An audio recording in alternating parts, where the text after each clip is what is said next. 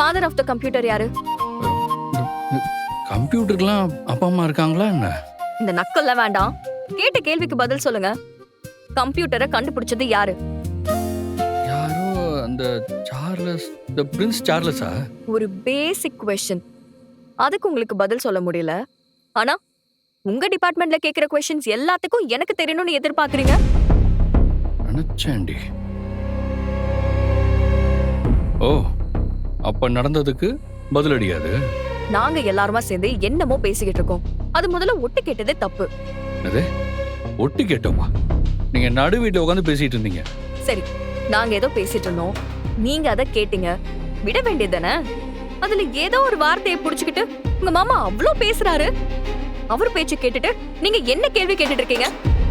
அது சும்மா விளையாட்டுத்தனமா தான். அடுத்தவங்களுக்கு எதுவுமே தெரியாதுன்னு ப்ரூவ் பண்ண ட்ரை பண்றது என்ன விளையாட்டுத்தனம்? இப்ப ரூம்ல வச்சு உங்களை கேள்வி கேட்டதெல்லாம் வெளியில வச்சு கேட்கறதுக்கு எவ்வளவு நேரம் ஆகும்? உங்களுக்கு எதுவுமே தெரியலன்னு ப்ரூவ் பண்றதுக்கு 2 நிமிஷம் கூட ஆகாது. ப்ளீஸ் விட்டுரு. வீடு தானே இது.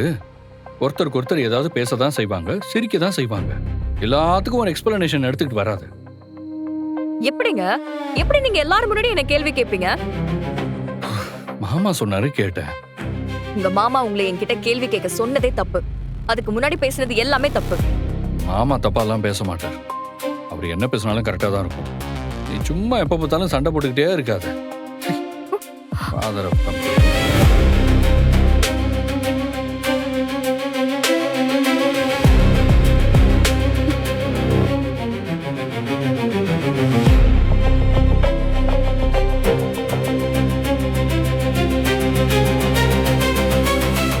இப்படி போடாதீங்கன்னு எத்தனை தடவை சொல்றேன். ஏன் போடக்கூடாது? எனக்கு பிடிக்கல. ஏய், உனக்கு என்னதான் பிடிச்சிருக்கு? என்ன பிடிக்கல, என் வீட்டை பிடிக்கல, என் மாமாவை பிடிக்கல, எதுவுமே பிடிக்கல. நொய்யி நொய்யின்னு ஏதாவது சொல்லிக்கிட்டே இரு. உங்க மாமா பேசினது தப்பு. அவர் கேரக்டரே அப்படித்தான். உனக்காலாம் மாத்திக்க முடியாது. அதுவும் இல்லாம அவர் பேசுனது எனக்கெல்லாம் தப்பா தோணும். இந்த டவலை தூக்கி அதுல போடுங்க. எதுக்கு இப்ப மாத்தி மாத்தி பேசுற? உனக்கு டவல் பிரச்சனையா இல்ல என் மாமா பிரச்சனையா? ரெண்டுமே தான் பிரச்சனை. இந்த பாருங்க மேடம், இது என் வீடு.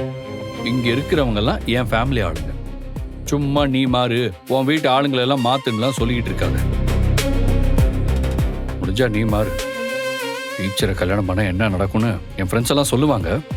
அப்ப நம்பல, இப்பதானே தெரியுது.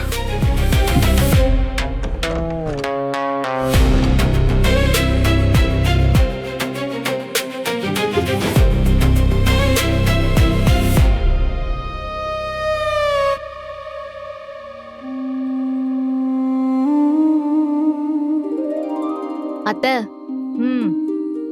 நாளைக்கு நான் இந்த புடவை கட்டிக்குவா?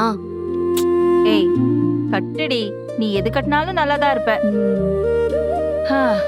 நான் தான் எந்த புடவையை கட்டுறதுன்னு தெரியல.